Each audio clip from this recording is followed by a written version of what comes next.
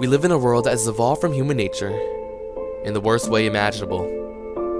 We used to live in a world that was dominated by physical human interaction, but with the rise of technology, we have exponentially lost that aspect to life. We are in the same room with each other on our phones, acting like we are genuinely hanging out. We make assumptions about people at the same instant we see them. The problem with that is, we don't know anything about that person. It's because society revolves around instant gratification. Our phones are the easiest way for instant gratification. It's with us anytime, anywhere.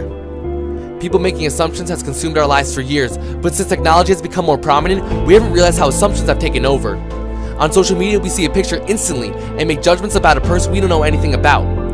We read articles and oftentimes don't question the content of it because we want answers immediately. The instant gratification aspect of life that started as something convenient is our life. Those assumptions we make constantly haunt us without knowing it, and it is unfair to the people that we make assumptions about, but we do it anyway. We do not care about others as much as we care about ourselves.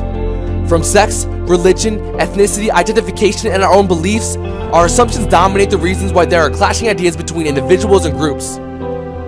We don't take the time to understand the reason why someone else thinks what they think. We do not take the initiative to understand another group's culture, and we wonder why it doesn't work out. It is because we assume things about others that have a very slim chance of being true. But because we jump to conclusions, we don't even have time to acknowledge the other side of the story. And nobody feels any sort of guilt for it. Think about what do you assume about people and what they assume about you. And then, get rid of all those assumptions that you just made. All the assumptions we make continue to obliterate our fate that we have no control over. But because we don't wait and never attempt to relate and get closer, we become the people with the now innate ability to be up to date and translate a language that is impossible.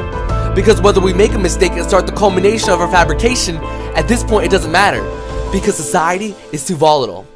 You think everything is okay with society and you're being the next person and the best person you were trying to be. But in reality, you don't see any more than the next because we aren't open to the complete world where we started this rivalry. Our exploitation of privacy and our bifurcation of morality causes us to be closed in its entirety. But our culture, with our constant temptation of our wants, can cause us to act defiantly. Maybe you don't believe it, and this isn't real to you, because maybe you think you're genuine and true.